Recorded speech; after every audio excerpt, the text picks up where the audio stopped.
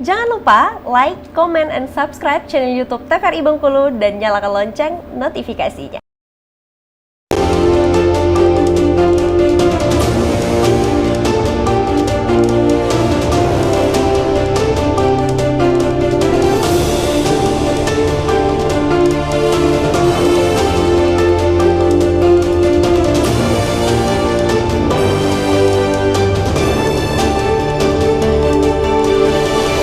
Baik, halo pemirsa TVRI Bengkulu, bagaimana kabar Anda? Semoga selalu sehat dan juga tetap semangat menjalankan aktivitas seperti pada biasanya. Senang sekali pemirsa, saya Helda Amelia kembali menjumpai Anda dan akan menemani Anda dalam 1 jam ke depan di Berendo.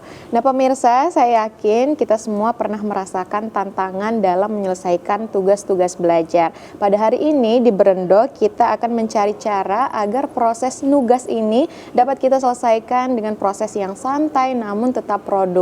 Selengkapnya hari ini hanya di Berendo, nugas tanpa cemas bersama dengan narasumber yang telah hadir di tengah-tengah kita. Langsung saja kita sapa, ada Mbak Diana dan juga Bang Febrian. Halo Mbak Diana. Halo. Bagaimana kabarnya? Alhamdulillah, setelah ini ya cuti panjang. Cuti panjang ya, kemarin masih ada Dedek ya. Iya. Sekarang udah bisa ikut nih di belakang ya. Iya, dan udah ganti personil. Gimana Mbak, semangatnya masih tetap semangat? Alhamdulillah, setelah menjadi mom of two ya, jadi semangatnya semakin bertambah. Semakin Iya, bertambah. kalau kemarin bahagianya single, sekarang double ya. Double ya Mbak Diana ya. Selanjutnya juga ada Bang Febrian. Halo Bang. Halo, Bagaimana kabarnya Bang? alhamdulillah. Sehat ya? Sehat. Kesibukan bertambah nih? Masih tetap semangat? Ya harus tetap semangat terus. Harus tetap Bukan semangat ya? sama sih, hanya ya bertambah baik kan, jadi kita juga bertambah kebahagiaan lah. Bertambah kebahagiaan. Diana tadi. Luar biasa, tetap dengan suasana yang cheerful ya kalau ada Mbak Diana dan juga Bang Febrian hari ini. Nah hari ini kita akan ngobrol-ngobrol bahas tentang nugas tanpa cemas. Mungkin kalau Mbak Diana sendiri masih ada rasa cemas nggak sih pada saat menyelesaikan tugas? Nah, nugas ini kan sebenarnya setiap fase kehidupan pasti ada tugasnya ya Helda ya. Betul sekali. Mungkin teman-teman nanti relate-nya adalah ketika sekolah tuh pasti ada cemasnya.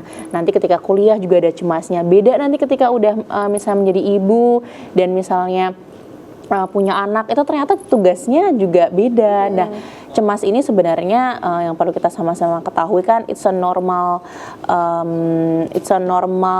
stage gitu ya. Jadi ini fase yang normal dan wajar kalau manusia yang normal juga memiliki rasa cemas. Tinggal bagaimana ini tadi cemasnya itu bisa kita proses dengan lebih efektif, dengan lebih logis, sehingga kita juga lebih positif. Itu kan yang perlu kita pelajari. Kalau Bang Febrian gimana Bang? Karena Bang Febrian juga selaku dosen akademik ya. Ya. Biasa bertemu dengan mahasiswa, pelajar, atau mungkin Bang Febrian ini masih sedikit cemas nih ngadepin mahasiswanya ini. Ya, benar seperti kata Mbak Diana tadi ya, bahwa cemas itu sebenarnya sebuah mekanisme alamiah yang semua orang miliki. Jadi dengan cemas itu menandakan bahwa ada sesuatu nih yang akan dihadapi oleh individu. Jadi cemas itu sebenarnya ada sisi positifnya dan juga memang ada sisi negatifnya ketika seperti yang disampaikan Mbak Diana tadi, ketika kecemasan tidak dikelola dengan baik. Jadi walaupun saya sebagai dosen akademik misalnya bertemu dengan mahasiswa setiap harinya, ya tentu dengan dihadapi dengan tugas baru misalnya pasti ada rasa cemas. Hal ini juga sama, apalagi khususnya dengan anak-anak dan remaja ya yang sekarang berkecimpung dengan tugas pastinya. Betul. Baik itu anak sekolah mulai dari SD, SMP, SMA, bahkan yang paling sering saya temui karena di bidang akademik ya, ketika ngajar ya dengan mahasiswa dan mahasiswi yang seringkali ngeluh dengan tugas yang banyak misalnya, kemudian khawatir. Nah itulah yang dinamakan dengan cemas, dan hal ini merupakan hal yang wajar, mekanisme yang wajar, tetapi juga hal ini perlu perlu diperhatikan, karena ketika cemas ini tidak dikelola dengan baik akan berdampak buruk nantinya, baik itu terhadap fisik ya dan juga dengan keadaan psikologis individu. Karena ini kan memang lekat dengan mahasiswa, kalangan pelajar ya. Kalau secara psikologis, faktor apa sih yang memicu terjadinya kecemasan pada mengerjakan tugas ini, Bang Febrian? Ya, sebenarnya kalau kita lihat definisi cemas ya, cemas itu kan artinya sebuah keadaan atau suasana hati yang tidak nyaman terhadap sebuah hal atau sebuah kekhawatiran yang dirasa hal tersebut belum terjadi sebenarnya. Beda dengan takut.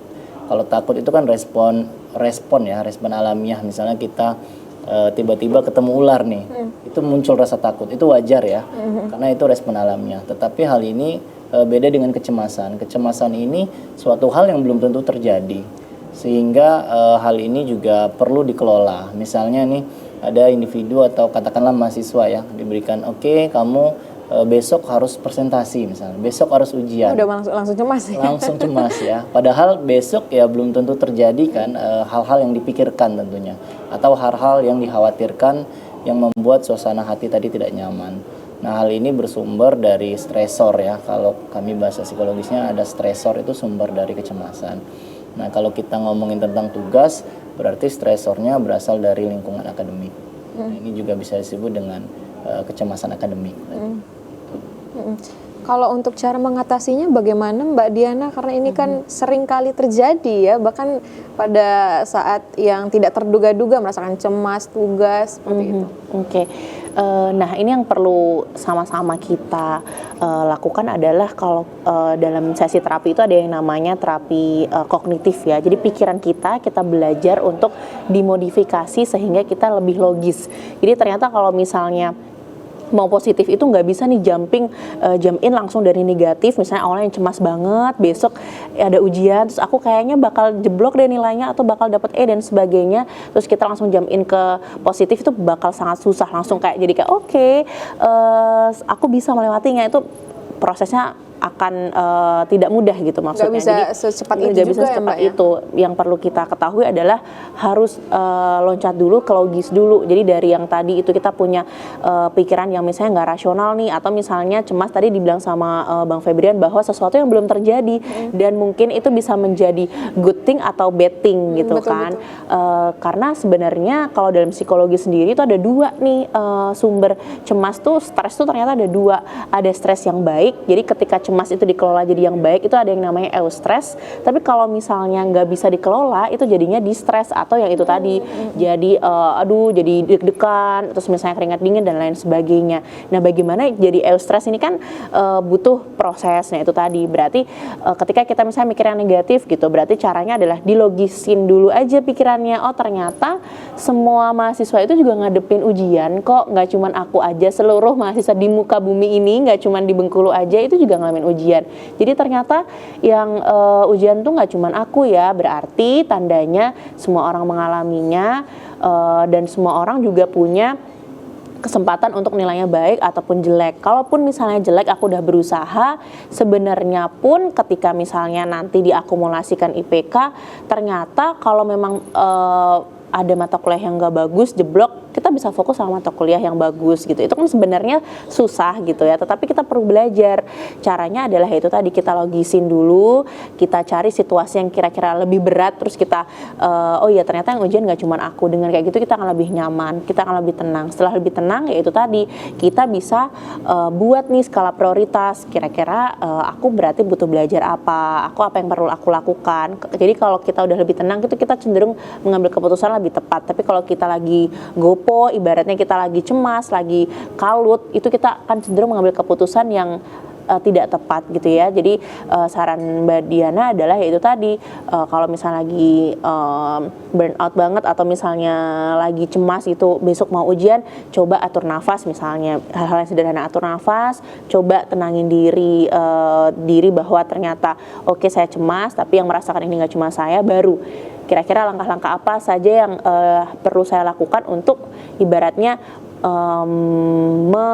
menghadapi apa yang akan terjadi gitu. Betul, karena tadi juga sempat disinggung mengenai fokus ya, kita harus tetap fokus mengerjakan tugas ya Mbak Diana ya. Tapi akan kita bahas secara lengkap setelah jeda pariwara berikut ini. Pemirsa jangan kemana-mana, tetap saksikan Berendo.